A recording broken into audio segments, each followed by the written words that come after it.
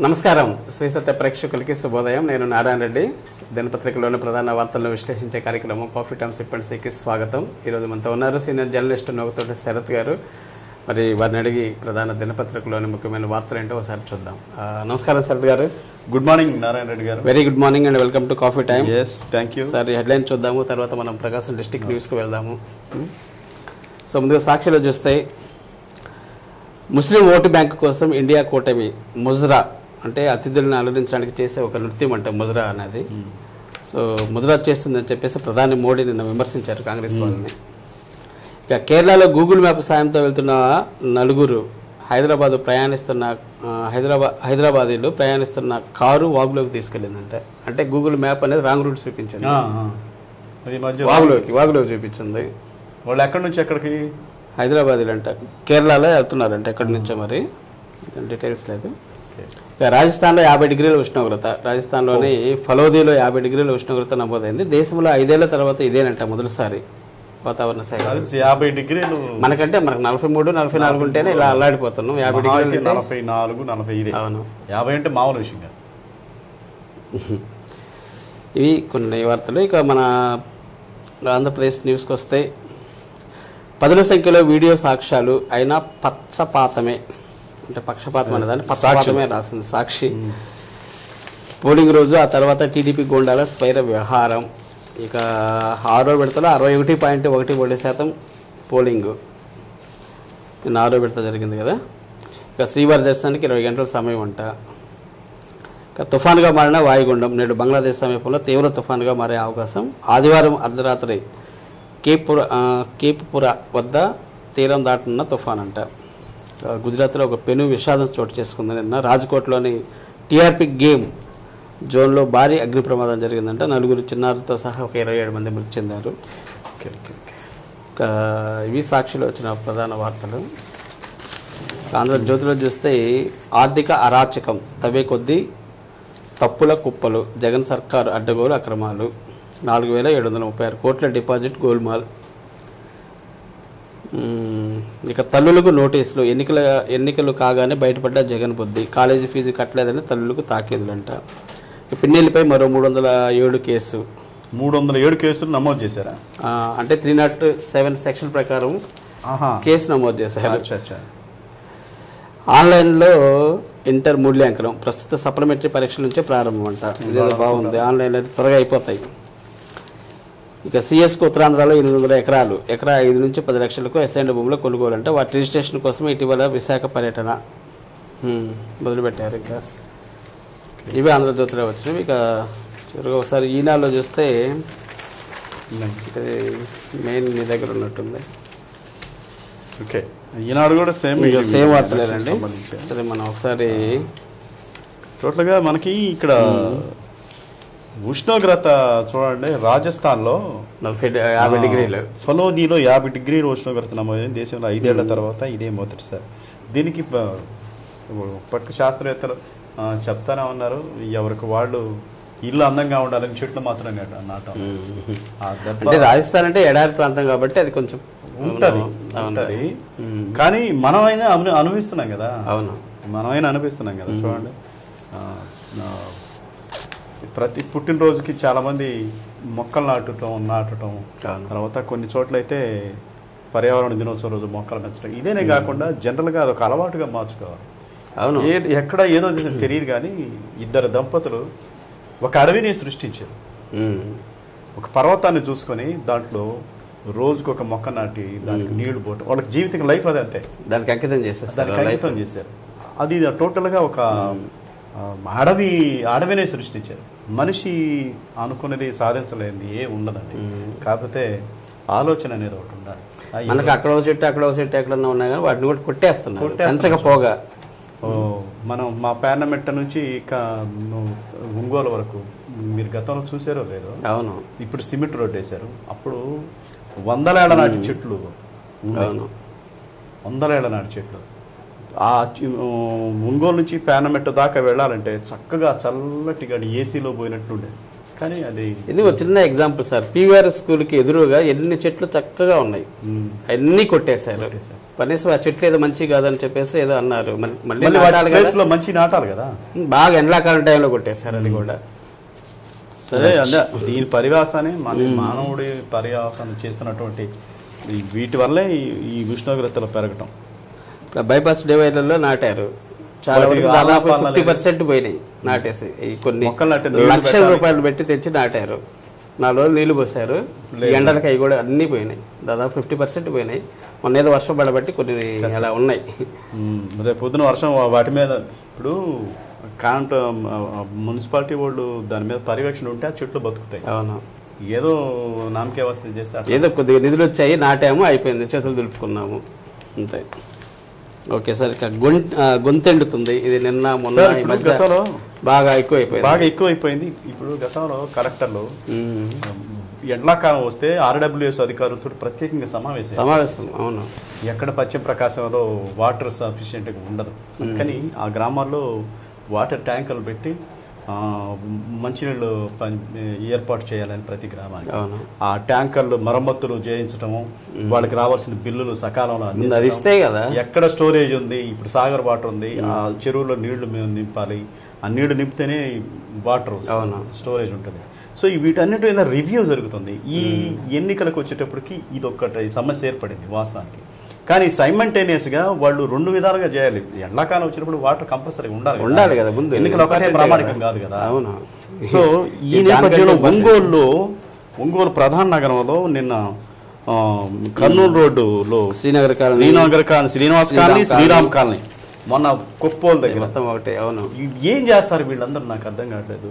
వీళ్ళందరూ ఈ మధ్య రాజకీయ నాయకులు బాగా పర్యటించారు కదా, రాజకీయ నాయకులంతా బాగా పర్యటించారు, సమస్యలు తెలుస్తాయి. కానీ కార్పొరేటర్లు అనేవాళ్ళు ఉంటారు, ఆ మున్సిపల్ అధికారులు కంపల్సరీగా ఉండాలి, వాళ్ళు సైమెంట్ చేసుకోదా. ఇంకొకటి ఏం జరుగుతుందంటే దుర్మార్గం ఏంటంటే ఈ వాటర్ వదిలే వాళ్ళు డబ్బులు కక్కుర్తి పడుతున్నారు. కొన్ని కాలనీల్లో వారం పాటు నీళ్లు ఇవ్వలేని కాలనీలు.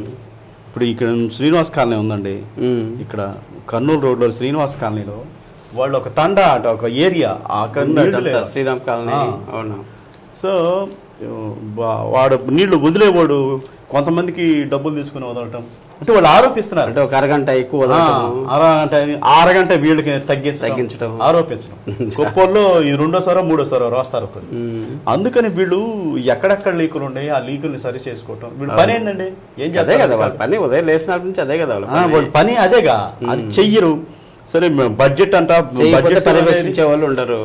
బడ్జెట్ ఉన్నా లేకపోయినా దానికి సంబంధించి ప్రజలు సైకిల్ లింక్ తెగటానికి, సైకిల్ చైన్ తెగటానికి లింక్ చాలు.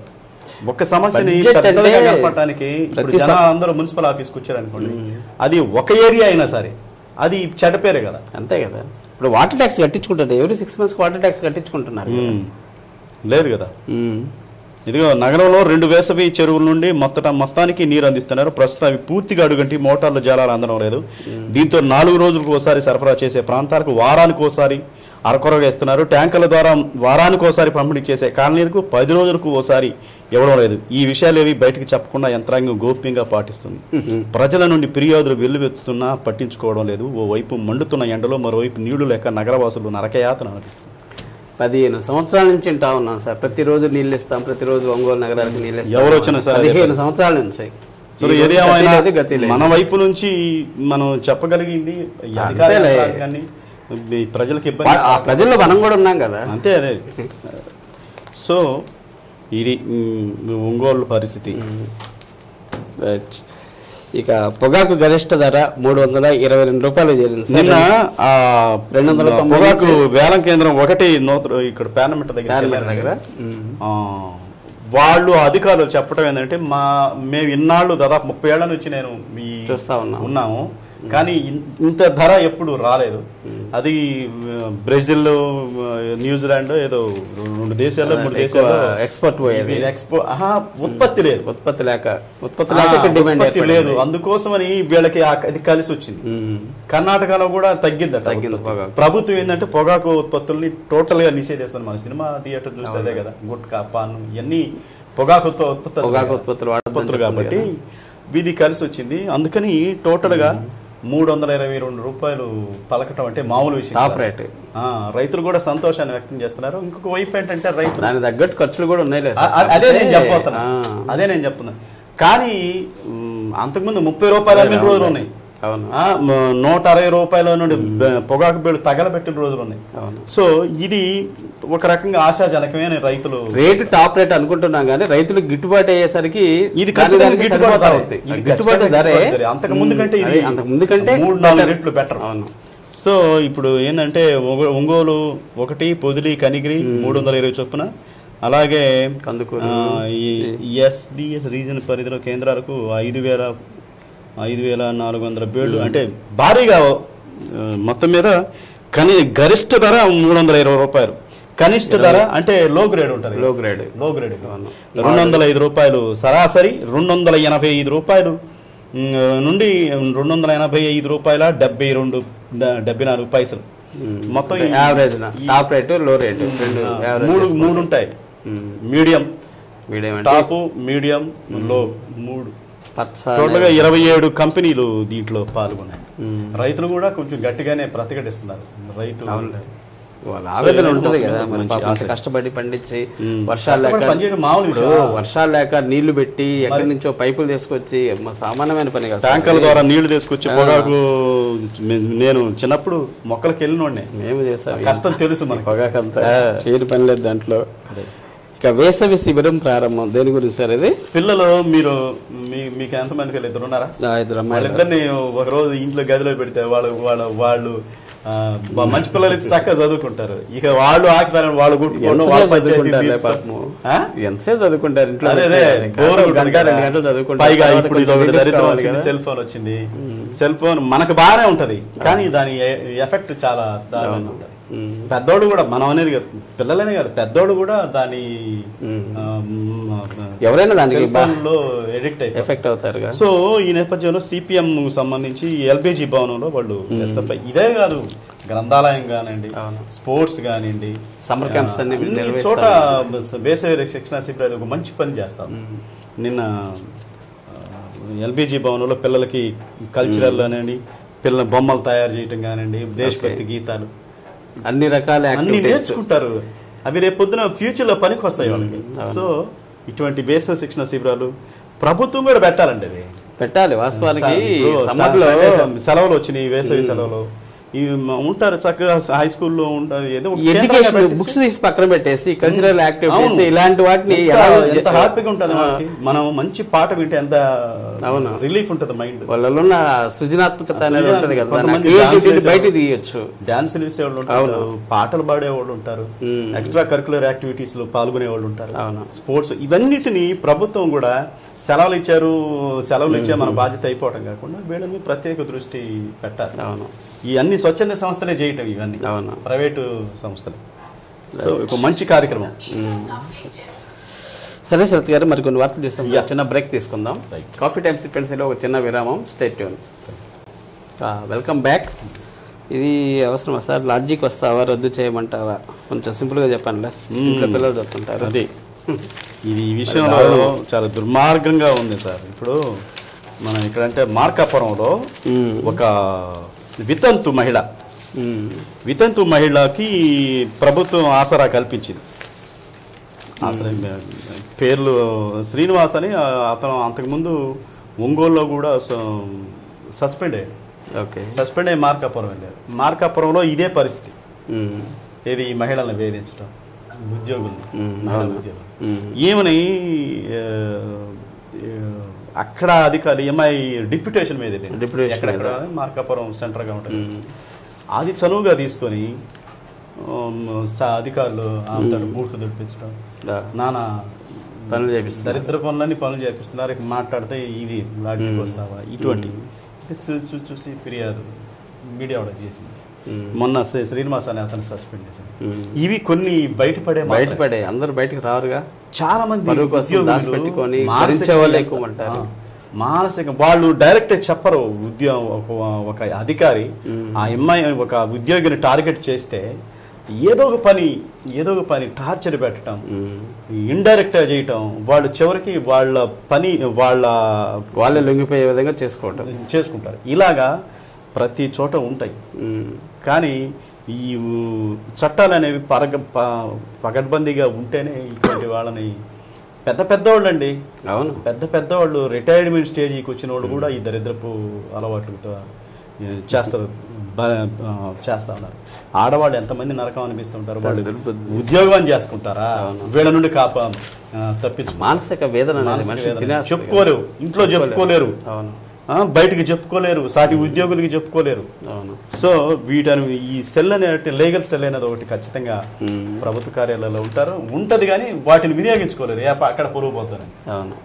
ఇలాంటిది మార్కెట్ బయటికి రావడానికి అందరూ ఇష్టపడరు, బయటికి రావడానికి అందరూ ఇష్టపడరు, ఇలా ఇష్టపడరు. ఇప్పుడు తనకు అన్యాయం జరిగిందని చెప్పి పాజిటివ్గా స్పందించే వాళ్ళు ఎంతమంది ఉంటున్నారు?